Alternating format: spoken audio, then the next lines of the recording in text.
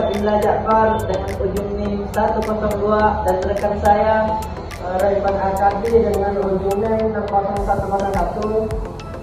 Atika Nisa Aulia dengan ujung NIM 093. Saya Ibrahim Sori dengan ujung NIM 106. Kami dari kelompok 1 ingin memaparkan materi evaluasi pembelajaran tentang di ranah afektif. Selanjutnya pemaparan materi. Jadi dalam proses belajar, guru itu tidak hanya menilai pengetahuan dan keterampilan siswa, tetapi juga sikap, nilai, dan karakter mereka.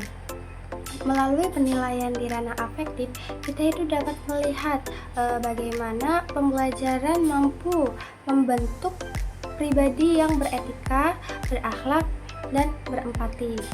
Sekarang, yuk kita pahami bersama bagaimana cara menilai ranah afektif ini secara tepat, mulai dari konsep, tingkatan, teknik penilaian, hingga tantangan yang dihadapi guru. Langsung saja, mari kita mulai pembahasannya.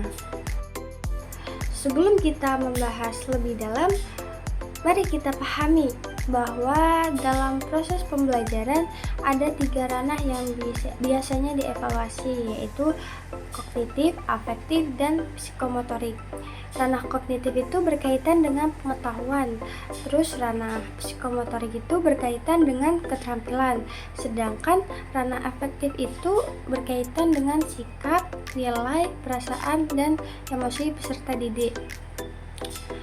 Nah, evaluasi di ranah afektif itu seringkali tidak terlalu diperhatikan karena dianggap sulit diukur, padahal ranah ini itu sangat penting karena berhubungan langsung dengan pembentukan karakter dan kepribadian siswa. Menurut Krathwohl, ranah afektif mencakup bagaimana seseorang menerima, merespon, menilai, mengorganisasi, dan akhirnya menjadikan nilai-nilai tertentu sebagai bagian dari dirinya.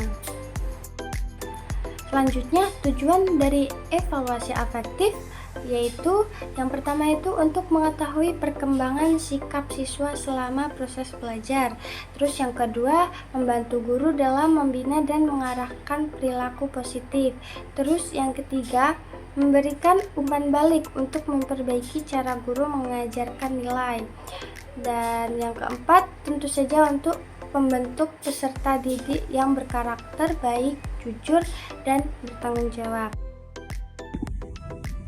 Materinya yaitu taksonomi di ranah efektif. Menurut Krathwohl, Bloom dan Mosnya pada 1964, tingkatan hierarkis itu ada 5, dari tingkatan dasar sampai tingkatan tinggi. Yang pertama yaitu reseptif atau menerima. Tahap ini siswa mulai memperhatikan nilai atau hal-hal baru. Contohnya siswa mulai mendengarkan penjelasan guru dengan baik dan juga siswa memperhatikan aturan baru yang ada di sekolah. Yang kedua yaitu responding atau menanggapi. Pada tahap ini siswa mulai menunjukkan reaksi kepada nilai yang diterimanya. Contohnya, dia mulai bertanya, berdiskusi, dan berperilaku baik tanpa disuruh. Yang ketiga yaitu following atau nilai. Pada tahap ini siswa mulai menganggap nilai itu sebagai sesuatu yang penting. Misalnya, ia menghargai kejujuran, ketertiban, dan juga kerjasama yang harus ia jaga. Keempat yaitu organization atau mengorganisasi, di mana siswa mulai menyusun sistem nilai pribadinya sendiri. Ia bisa menyeimbangkan nilai yang ia miliki. Contohnya, bertanggung jawab dan empati antara kejujuran dan kepedulian. Yang kelima yaitu characterization atau karakterisasi. Pada tahap ini tahap yang tertinggi di mana nilai-nilai tersebut telah tertanam di diri siswa dan tercermin di kehidupan sehari-hari. Contohnya, siswa melakukan kejujuran tanpa diawasi. Di sini saya akan mempresentasikan tentang teknik dan instrumen evaluasi. Baik, adapun instrumen dan evaluasi yaitu dalam mengevaluasi di ranah efektif, guru perlu menggunakan berbagai teknik penilaian. Yang pertama, yaitu teknik pertama adalah observasi. Guru mengamati perilaku siswa dalam pembelajaran di dalam kelas maupun di luar begitu. Misalnya bagaimana siswa bekerja sama dalam kelompok, menghormati guru, atau mematuhi aturan. Teknik yang kedua yaitu adalah wawancara atau angket sikap. Guru dapat menanyakan pandangan siswa terhadap nilai tertentu, seperti mengapa pentingnya sikap disiplin, mengapa pentingnya kita mempunyai sikap jujur, begitu. Nah, yang ketiga yaitu adalah skala sikap. Biasanya menggunakan pertanyaan dengan pilihan jawaban. Nah, misalnya dari jawaban setuju sampai dengan tidak setuju. Contohnya yaitu menghargai pendapat orang lain atau saya berusaha menepati janji. Teknik keempat adalah jurnal reflektif. Siswa diminta untuk menulis pengalaman, perasaan, dan pelajaran moral yang mereka dapat dari suatu kegiatan.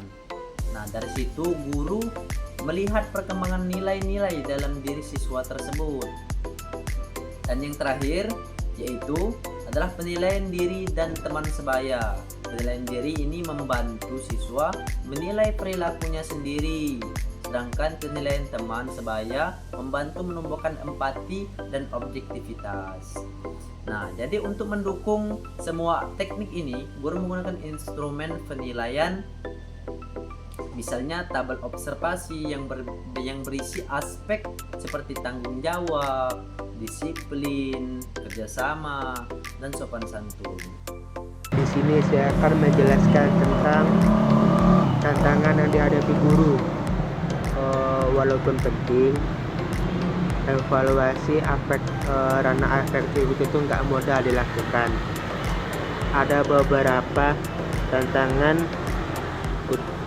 utama yang sering dihadapi guru. Yang pertama tuh objektivitas penilaian.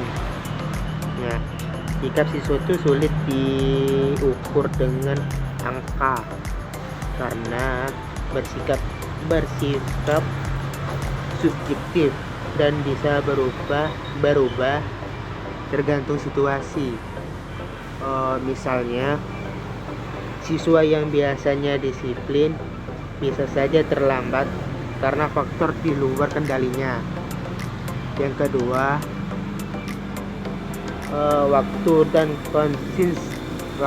konsistensi. Menilai sikap tidak bisa dilakukan sekali. Guru hanya perlu mengamati siswa secara terus-menerus agar hasilnya akurat. Terus yang ketiga tuh pengertian lingkungan. Nilai dan sikap siswa juga dipengaruhi oleh keluarga dan pergaulan. Bukan hanya sekolah saja. Oleh karena itu, guru perlu pendekatan yang berkelanjutan, adil, dan penuh empati dalam